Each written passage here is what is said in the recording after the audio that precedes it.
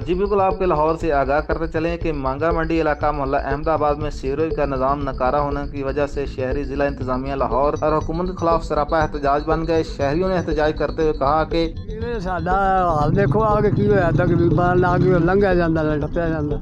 ਇੰਨੇ ਪਰੇਸ਼ਾਨ ਆ ਪਾਣੀ ਤੋਂ ਕਿ ਸਾਡੇ ਘਰਾਂ ਦੇ ਵਿੱਚ ਪਾਣੀ ਵੜ ਗਿਆ ਹੈ। ਲੇਕਿਨ ਸਾਡੀ ਕੋਈ ਬੰਦਾ ਵਜ਼ੀਰ ਵਾਲਾ ਪੰਜਾਬ ਨਹੀਂ ਸੁਣ ਰਿਹਾ ਹੈ।